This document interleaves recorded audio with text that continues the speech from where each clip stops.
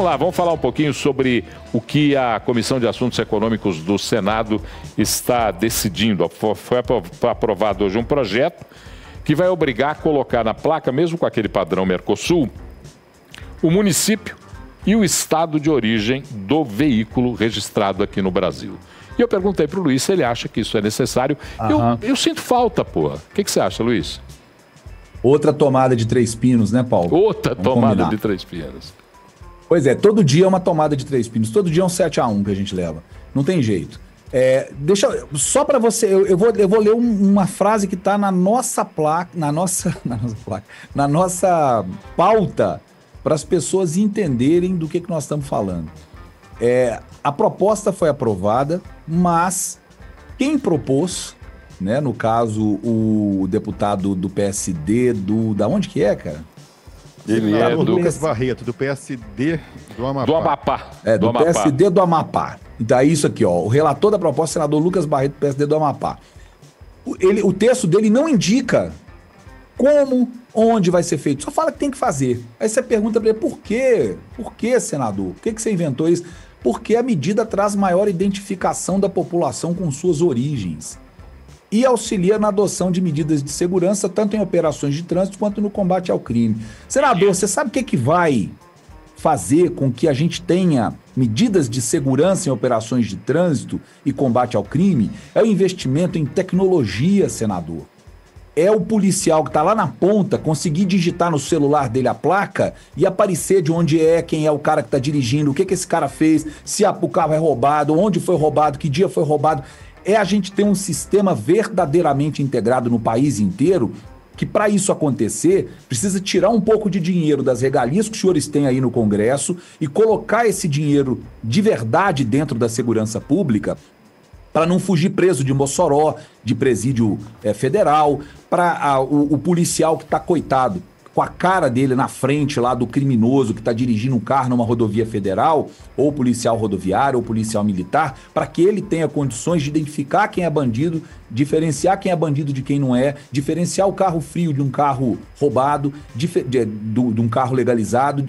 Ele tem que fazer essas diferenciações com o uso de tecnologia. O que vai dar segurança para ele é isso. Não estar escrito na placa se o carro é da PQP ou se o carro é de Belo Horizonte. Isso não faz diferença, isso não traz segurança e isso não faz com que o brasileiro se identifique com suas origens. O que faz com que o brasileiro se identifique com suas origens é ele ter educação básica, é ele aprender na escola o que a cidade dele é, por que ela chama como ela chama, qual a história da cidade, do estado, do país. É isso que faz com que a gente tenha identificação com origens e segurança. Não é um negocinho que você vai pôr lá na placa com o nome da cidade, que eu posso mudar e colocar o nome da cidade que eu quiser para poder enganar a fiscalização, e isso vai dar mais despesa para o motorista e vai dar mais burocracia.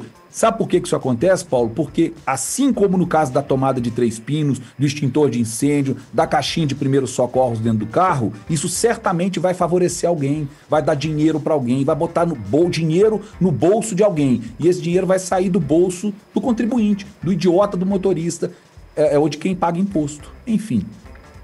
E aí, Kertz, mas você concorda com o que disse Luiz Fernando? O nosso prezado senador do Amapá, o nome dele é Lucas Barreto, do PSD do Amapá.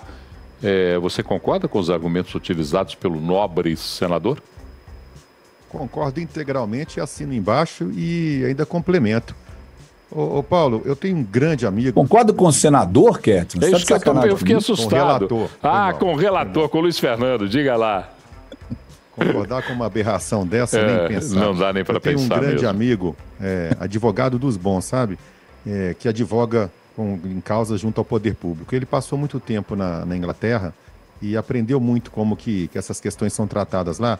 E um dia ele estava me explicando que todo parlamentar em inglês, quando ele apresenta um projeto, ele é obrigado a anexar esse projeto um estudo de viabilidade técnica, econômica, social. Tem que ter amparo. Ele não pode simplesmente chegar lá e pedir a tomada de 3 pinos sem fundamentar o motivo pelo qual ele quer a tomada de 3 pinos, o quanto isso vai custar e o que vai beneficiar a população, o país de modo geral. Isso deveria haver no Brasil, isso tem que haver no Brasil.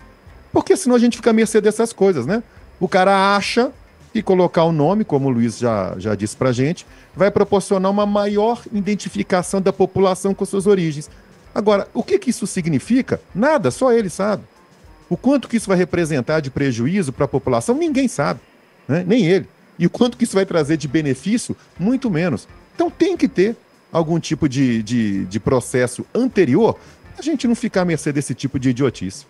Agora, é interessante e eu fico impressionado, por exemplo, uma rede de shopping centers de Belo Horizonte, isso já acontece em São Paulo e no Rio de Janeiro, adotou um sistema de habilitação do estacionamento através da leitura de placas.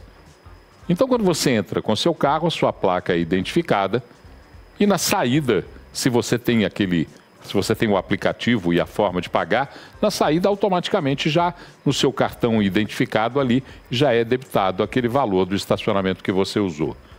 Nessa identificação, essa empresa já sabe quem é o carro, qual é o carro que está lá.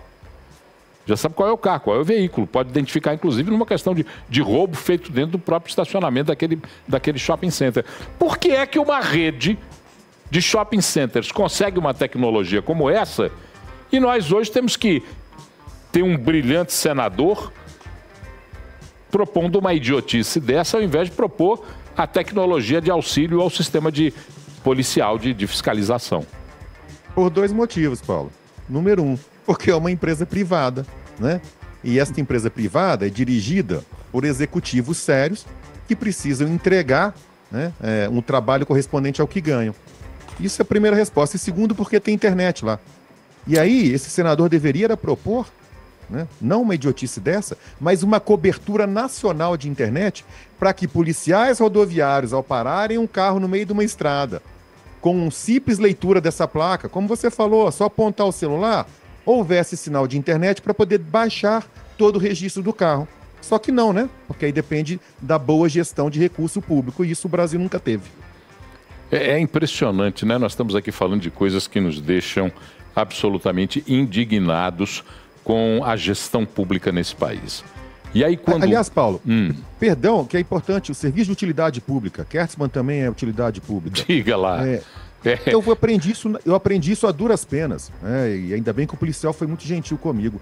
Numa viagem dessas, eu fui parado numa blitz na estrada. Quando eu fui, justamente aconteceu isso. Acessar o documento do carro pelo celular, eu não conseguia, não tinha sinal de internet, não baixava. E aí, eu falei, bom, a culpa não é minha. Ele falou assim, não, você é obrigado a andar com o documento impresso também. Não basta você ter o aplicativo e ter no celular. Você é obrigado a imprimir o documento e andar com ele no porta-luvas. Eu não sabia, Paulo. Então, serviço de utilidade pública. É bom que todo mundo ande, porque na falta de internet, você precisa apresentar o papel físico para a autoridade policial. Porque aí depois, quando você diz que nós temos que privatizar a maioria das atividades do serviço público, os albaneses, aqueles que vêm a pé da Albânia há 30 anos e ainda não chegaram no mundo moderno, esses albaneses entre aspas, tá? Porque eu não quero ofender nenhum albanês, não. Muito pelo contrário, eu respeito qualquer cidadão de qualquer lugar do mundo. É uma ironia, uma fina ironia. Esses homens que vivem, esses homens e mulheres, seres humanos, que vivem presos a uma realidade que já não mais condiz com o tempo que vivemos e que defendem a estatização, que defendem a permanência de um Estado enorme, paquidérmico, que consome o dinheiro do consumidor como uma máquina administrativa cheia de penduricalhos. E nós estamos falando de duas questões fundamentais de máquinas cheias de penduricalhos. É fundamental se discutir isso nesse país. Vamos lá. Você acha, Paulo? Você acha que é cheio de penduricalho? Deixa eu só te contar um negócio aqui. Eu não vou falar do salário, não, que basta ir no Transparência Brasil, você encontra lá quais são os salários. Só que você vai encontrar uma relação gigante de despesas e custos que tem à disposição dos deputados e senadores, os senadores bem mais que os deputados, aliás. Você vai encontrar uma lista gigante que o cidadão comum não consegue destrinchar. Então, para você ter uma ideia rápida, só para a gente falar rápido sobre isso, para corroborar o que você está falando, Paulo. O senador tem direito ao cotão, que os deputados também têm, que é uma cota gorda, referente quase ao salário inteiro que ele ganha, que não é pequeno. E tem direito, no caso do senador, tem direito também a uma verba indenizatória. Essas duas verbas que eles têm, extras, além do salário, elas são para, entre outras coisas, passagem aérea, fretamento de aeronaves, tem a cota postal e telefônica incluída e tem consultorias.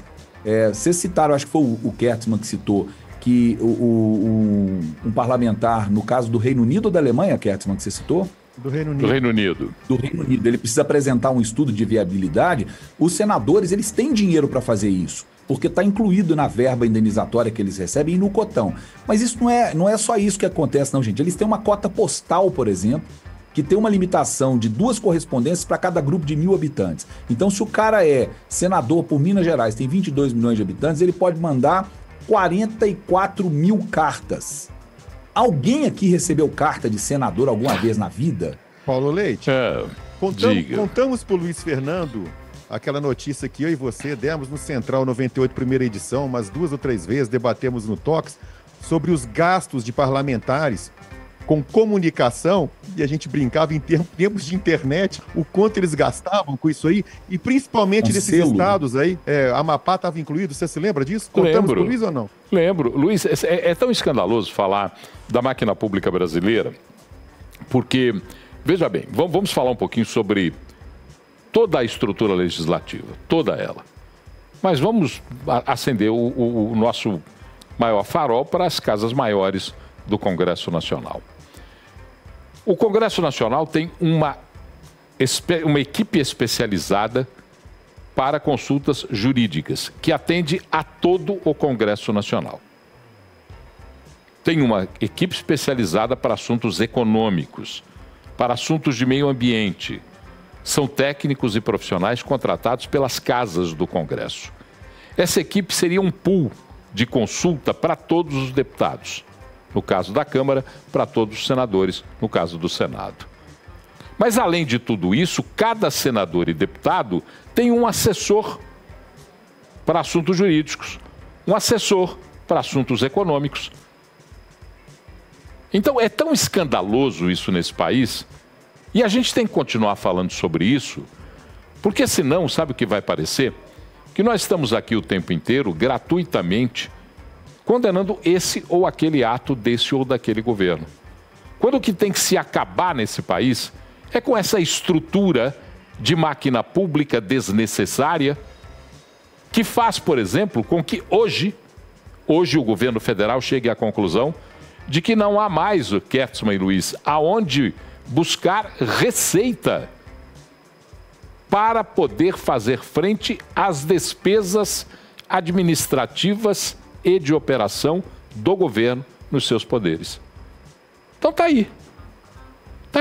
Chegamos à conclusão de que estamos vivendo na casa da mãe Joana.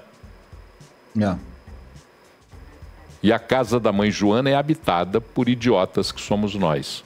Nós, primeira pessoa do plural.